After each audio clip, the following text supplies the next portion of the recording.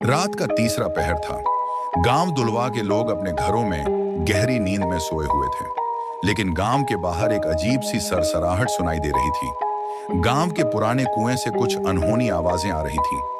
किसी ने वहां गिरगिट की आवाज सुनी, किसी ने बच्चे की रोने की। गांव वालों को बरसों से इस कुएं से डर लगता था, क्योंकि यह माना जाता था कि वहां चुड़ैल का वास है।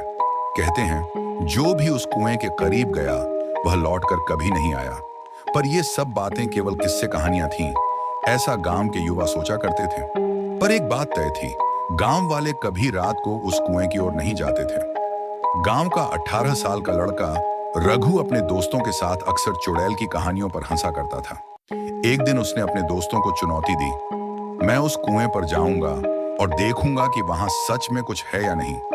दोस्तों ने उसे रोकने की बहुत कोशिश की, पर रघु ने किसी की एक न सुनी।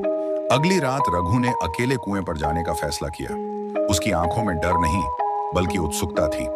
जब वह कुएं के पास पहुंचा तो उसने देखा कि वहां अजीब सी ठंडक थी। चारों ओर सन्नाटा था, लेकिन ऐसा लग रहा था कि कोई उसे देख रहा है। रघु ने कुएं में झांक कर देखा। उसे गहरी काली परछाइयों के बीच एक हल्की सी रोशनी दिखी। अचानक एक भारी आवाज ने उसकी रीढ़ में सिहरन दौड़ा दी। तू यहाँ क्या ढूंढ रहा है? रघु पीछे मुड़ा, लेकिन वहां कोई नहीं था। डर से पसीने से लथपथ वह जैसे ही वहां से भागने की कोशिश करने लगा, उसने महसूस किया कि उसके पैर जमीन में धंसने लगे हैं। तभी कुएं के अंदर से एक सफेद कपड़ों में लिपटी औरत निकली। उसकी आंखें जलती हुई अंगारों की तरह थीं। मैं यहां से भाग नहीं सकता, रघु ने खुद से कहा। चुड़ैल ने मुस्कुराते हुए कहा, जो इस कुएं में आता है वह मेरा हिस्सा बन जाता है।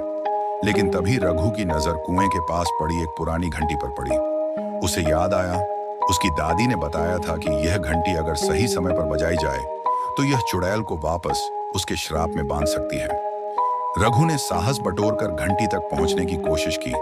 चुड़ैल ने उसे रोकने की कोशिश की, लेकिन रघु ने घंटी जोर से बजा दी। एक गगनभेदी चीख के साथ चुड़ैल हवा में गायब हो गई। अगली सुबह गांव वाले उस कुएं के पास इकट्ठा हुए, जहां उन्होंने रघु को बेहोश पाया।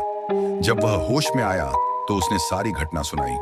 गांव वालों ने महसूस किया कि वह घंटी एक पुराने तांत्रिक ने वहां छोड़ी थी, ताकि चुड़ैल को रोका जा सके।